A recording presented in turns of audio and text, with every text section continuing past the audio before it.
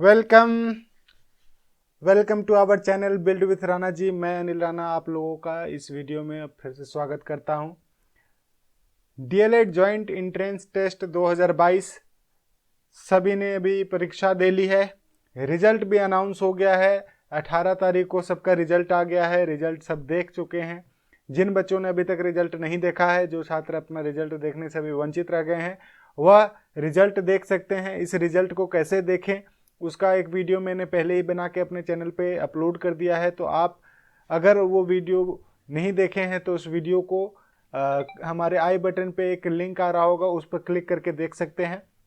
और आज की वीडियो में हम लोग जानेंगे जिन बच्चों ने स्कोर कार्ड देखा अपना, उसमें जो मार्क्स आया है, जो रैंक आया है, उसमें किसी को समझ नहीं आ रहा कि किस प्रकार का मुझे मार्क्स मिला, कैसे रैंक आया है, किस तरह से मैं अपना एडमिशन ले पाएंगे, मैं पास हुआ या फेल हुआ, उसके बारे में जो जानकारी नहीं है और जो भी कन्फ्यूज़न हो रहा है उस बच्चों लोगों को, तो उन कन्फ्यूजन्स को दूर करने के लिए यह वीडियो मैं बना रहा हूँ। और अगर यह वीडियो आपको पसंद आती है और आपको इन्फॉर्मेटिव लगती है, आप इससे कुछ जानकारी प्राप्त करते हैं, तो इस वीडियो को ज़रूर लाइक कीजिएगा और हमारे चैनल को सब्सक्राइब कीजिएगा। तो आइए हम लोग जानते हैं कि किस प्रकार से एडमिशन जो अभी ले सकते हैं, डीएलएड का एंट्रेंस एग्जाम जो हुआ उसके बाद उसको एडमिशन कैसे ले सकते हैं, तो उसके बारे में जानेंगे। तो सबसे पहले हम लोग जानेंगे कि जो हमारे पास स्कोर कार्ड रिलीज हुआ है, तो देख सकते हैं आप, बिहार स्कूल एग्जामिनेशन बोर्ड जो डीएलएड जॉइंट एंट्रेंस टेस्ट 2022 है, उसका स्कोर कार्ड आपको जो यहाँ पे दिख रहा है, वो स्कोर कार्ड इस प्रकार से आपको दिखा होगा, जिसमें आपका सबसे पहले एप्लीकेशन आईडी है, रोल नंबर है, आपका जो नाम है वो कैंडिडेट का नाम शो करेगा, फादर नेम शो करेगा, डेट ऑफ बर्थ, आप जो जेंडर है उस जेंडर से आपका जेंडर शो करेगा। उस जेंडर के बाद में फिर आपका कैटेगरी शो करेगा। कैटेगरी के बाद आप obtain marks, overall rank, category rank, ये सब चीज़ें इंफॉर्मेशन आपको मिलेंगी। तो जिसमें आपको जानना है जो सबसे इम्पॉर्टेंट है ये स्कोर कार्ड में, वो है तीन चीज़ें। एक तो पहला ऑब्टेन्ड मार्क्स, जो आपका ऑब्टेन मार्क्स है वो कितना है। तो ऑब्टेन मार्क्स जिस प्रकार से देख रहे हैं कि इस कैंडिडेट का 172 ऑब्टेन मार्क्स है, तो इसका जो एग्ज़ाम हुआ है, जो 150 क्वेश्चंस का एग्जाम हुआ था, और जिसमें क्या था कि 450 मार्क्स का एग्जाम था। 450 मार्क्स में इसने 172 मार्क्स स्कोर किया है। ठीक है, तो ये स्कोर इसने मार्क्स इतना कर लिया। उसके बाद इसका जो ओवरऑल रैंक बना, जितने बच्चों ने एग्ज़ाम दिया है, जितने बच्चों ने एग्ज़ाम दिया है, तो उस आपका जो रैंक आया 172 रैंक आया, या फिर किसी को 100 रैंक आया, 100 मार्क्स आया है, किसी को 200 मार्क्स आया है, 250 मार्क्स आया है, किसी को 300 मार्क्स आया है। जो हमारी टॉपर हैं उनका 375 मार्क्स आया है। तो जो 375 है तो उनका क्या है, रैंक 1 हो गया। ठीक है, तो उसी प्रकार से आपका जो ओवरऑल रैंक आ रहा है, तो 172 मार्क्स जो आया उसके अकॉर्डिंग आपका ओवरऑल रैंक क्या बना, 15,751 रैंक बना। जिनका 375 मार्क्स है उनका रैंक क्या बना, 1 बना। उसके बाद 374 मार्क्स होगा तो उसका रैंक 2 होगा। तो इस अकॉर्डिंग आपका रैंक बना है। तो इसमें किसी भी बच्चे को फेल नहीं किया गया है, कोई फेल नहीं है।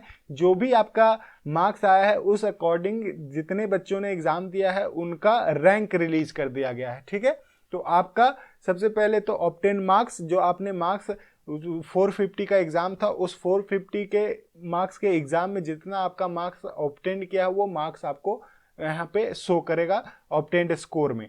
उसके बाद आपका क्या है कि ओवरऑल रैंक, जो ओवरऑल रैंक है, जितने बच्चों ने भी एग्जाम दिया है, तो उन बच्चों के बीच में आपका जो रैंक आया है वो रैंक यहाँ पे शो करेगा।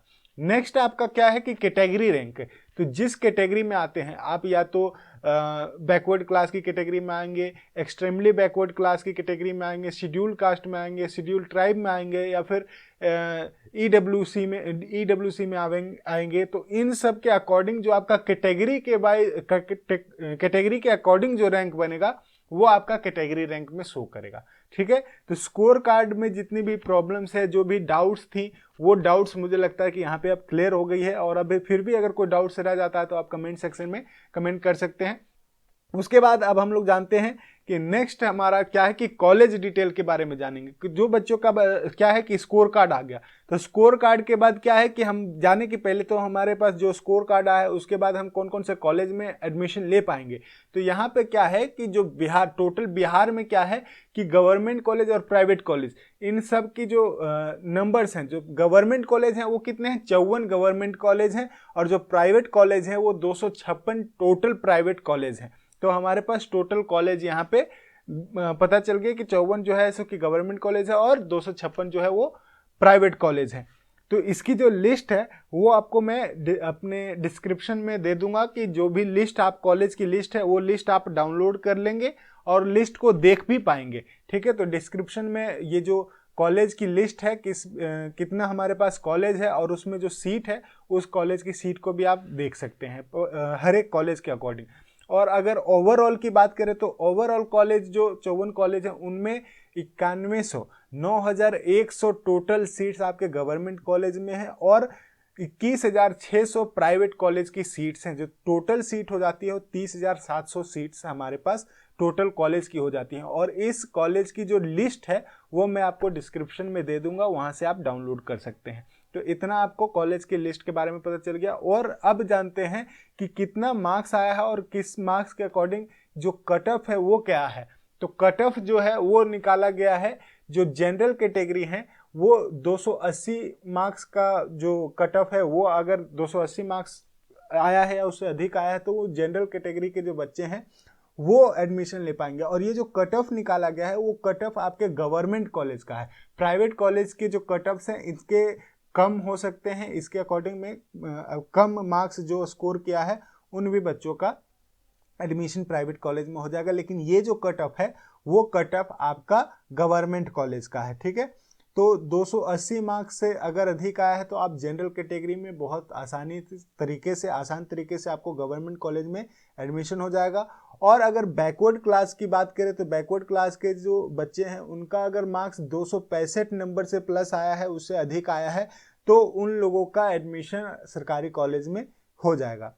उसके बाद अगर एक्सट्रीमली बैकवर्ड क्लास EBC की बात करें तो 250 मार्क्स से अगर अधिक उनके पास नंबर आया है, उन्होंने स्कोर किया है, तो वो उनका सरकारी कॉलेज में नामांकन हो जाएगा। उसके अकॉर्डिंग उसके बाद अगर देखें तो EWS में 240 नंबर से अधिक लाने वाले बच्चे, SC कैटेगरी में 210 से 220 नंबर लाने वाले बच्चे और ST कैटेगरी में 220 से अधिक नंबर लाने वाले बच्चे। वही अगर फिजिकल हैंडीकैप्ड की बात करें तो उनके 180 से लेके 200 मार्क्स के बीच अगर मार्क्स आया हुआ है, स्कोर आया हुआ है, तो वो बच्चे गवर्नमेंट कॉलेज में आसानी से नामांकन ले पाएंगे, उनका नामांकन आसानी से हो जाएगा। और यह कट ऑफ जो है गवर्नमेंट कॉलेज का है, प्राइवेट कॉलेज में इससे कम मार्क्स के भी कट ऑफ हो सकते हैं। नेक्स्ट हम लोग जानते हैं कि काउंसलिंग के बारे में आप जान लेते हैं। और एक मैं बात आप लोगों को बता दूं कि आप इस वीडियो में पूरे अंत तक बने रहें, जिनका कम मार्क्स भी है ना तो वो भी एडमिशन लेने के मतलब दावेदार होंगे। तो वो कैसे होंगे कि मान के चलिए अगर अधिक नंबर वाला जो बच्चा है उन्होंने अगर अपना काउंसलिंग नहीं कराया है, तो अगर आप लोगों ने काउंसलिंग कराया है तो ही आप एडमिशन ले पाएंगे। तो सबसे पहले तो आप काउंसलिंग के बारे में जान लीजिए कि काउंसलिंग क्या है। 21/10/2022 से 28/10/2022 तक चलेगा। 21 तारीख से काउंसलिंग स्टार्ट हो जाएगा और जितने भी बच्चे जिनका भी मार्कशीट रिलीज हो गया हो सभी बच्चे काउंसलिंग में पार्टिसिपेट जरूर कीजिए। ठीक है, पार्टिसिपेट करना एकदम फ्री ऑफ कॉस्ट होगा और मुझे नहीं लगता कि अभी तक कोई चार्ज इसका रिलीज किया गया है, कोई चार्ज लगने वाला है। तो फ्री ऑफ कॉस्ट जो है आपका काउंसलिंग होगा। ठीक है, तो काउंसलिंग में आप पार्टिसिपेट कीजिए और जितने बच्चे काउंसलिंग में पार्टिसिपेट करेंगे, ठीक है, उन्हीं बच्चों को नामांकन प्रक्रिया में भाग लेने का, हिस्सा लेने का मौका मिलेगा। ठीक है, तो आप काउंसलिंग कहाँ से करा सकते हैं, तो हमारा जो ऑफिशियल वेबसाइट है, जो बिहार बोर्ड जो है DLED का बिहार बोर्ड जो है उसने एक वेबसाइट जारी की है DLED.biharboardonline.com। इस वेबसाइट पर आप जाके आप अपना काउंसलिंग करा सकते हैं। काउंसलिंग आपका कब से होगा, 21/10/2022 से लेकर 28/10/2022 तक काउंसलिंग होगा। और काउंसलिंग में मैं आप सभी को बोलूँगा कि आप पार्टिसिपेट करें, काउंसलिंग में पार्टिसिपेट जरूर करें। आपका अगर मार्क्स कम भी है तो भी आप काउंसलिंग में पार्टिसिपेट करें। ठीक है, उसके बाद आपका फर्स्ट मेरिट लिस्ट जैसे ही काउंसलिंग खत्म हो जाएगा उसके बाद 9 नवंबर 2022 9/11/2022 को फर्स्ट मेरिट लिस्ट जारी की जाएगी। तो फर्स्ट मेरिट लिस्ट जारी होने के बाद आपका एडमिशन स्टार्ट होगा। एडमिशन जो है वो 10/11/2022 से लेकर 16/11/2022 तक आपका एडमिशन स्टार्ट हो जाएगा। ठीक है, तो पहले तो मेरिट लिस्ट जारी होगी। मेरिट लिस्ट जारी होने के बाद आपका 10 तारीख से लेके 16 तारीख तक आपका कॉलेज में एडमिशन स्टार्ट हो जाएगा। और जब एडमिशन होगा तो उस समय आपको जो इसेंशियल्स डॉक्यूमेंट्स है वो डॉक्यूमेंट्स भी अरेंज करके रखने हैं। तो सबसे पहले क्या क्या डॉक्यूमेंट्स है उसके बारे में आप जान लेते हैं कि सबसे पहले क्या है, जो प्रिंट आउट ऑफ फॉर्म, जो आपने फॉर्म अप्लाई किया है, जो इंट्रेंस जॉइंट इंट्रेंस टेस्ट आप लोग दे रहे हैं 2022 का, तो उसका एक फॉर्म आपने अप्लाई किया है, तो वो जो फॉर्म है उसका प्रिंट आउट आपको अपने पास रखना है। ठीक है, उसके बाद जो इंट्रेंस एग्जाम आपका हुआ है उस इंट्रेंस एग्जाम का एडमिट कार्ड वो भी आपको अपने पास संभाल के रखना है। फिर अभी जो आपका स्कोर कार्ड रिलीज हुआ है, जो रिजल्ट आया है, तो वो जो स्कोर कार्ड है उस स्कोर कार्ड को भी आपको अपने साथ रखना है। उसके बाद अगर आपका जो भी एडमिशन होगा उस समय अदर जो डॉक्यूमेंट की रिक्वायरमेंट होती है, जैसे कि 10th की मार्कशीट और सर्टिफिकेट, 12th की मार्कशीट और सर्टिफिकेट, ये आपको ज़रूरी है। उसके बाद ग्रेजुएशन की मार्कशीट अगर आप एप्लीकेबल है, बहुत सारे बच्चे ग्रेजुएशन के बाद डीएलएड के लिए अप्लाई कर रहे हैं, तो अगर आप ग्रेजुएशन कर चुके हैं तो आप ग्रेजुएशन की मार्कशीट लगाएंगे। अदरवाइज जो इंटर के बेसिस पे जो 12th करने के बाद डीएलएड का एग्ज़ाम दिए हैं और वो डीएलएड में नामांकन करा रहे हैं, तो वो केवल 12th तक का ही मार्कशीट और सर्टिफिकेट देंगे। जो ग्रेजुएशन किए हैं वो ग्रेजुएशन का मार्कशीट लगाएंगे। ठीक है, उसके बाद आपको CLC जो कॉलेज लिविंग सर्टिफिकेट है वो आपको ओरिजिनल कॉपी जो है वो आपको जमा करना पड़ेगा कॉलेज में। उसके बाद आपका अगर आप कैटेगरी में हैं तो कास्ट, इसके बाद आप बिहार के नागरिक हैं तो आपको उसका रेसिडेंस इनकम सर्टिफिकेट जो कि करंट होना चाहिए, इस साल का अभी जो करंट ईयर चल रहा है उसका कास्ट, रेसिडेंट और इनकम सर्टिफिकेट आपको इस नामांकन की प्रक्रिया में प्रस्तुत करना पड़ेगा कॉलेज में। उसके बाद आपका आधार कार्ड जो है वो आधार कार्ड आपको ला के देना पड़ेगा। आधार कार्ड से ही आपका वेरिफिकेशन होगा। और साथ ही साथ 6 पासपोर्ट साइज की फ़ोटोज़ जो है वो भी आपको नामांकन की प्रक्रिया में लगेंगी। तो इतना सारा जो डॉक्यूमेंट है वो डॉक्यूमेंट आपको एडमिशन के समय में लगने वाला है। ठीक है, तो ये डॉक्यूमेंट्स आप अरेंज कर लेंगे और जो भी नहीं है उनको बनवा लेंगे। ठीक, तो ये आपको पूरा जो वीडियो है उसमें आप स्कोर कार्ड के बारे में जान गए हैं।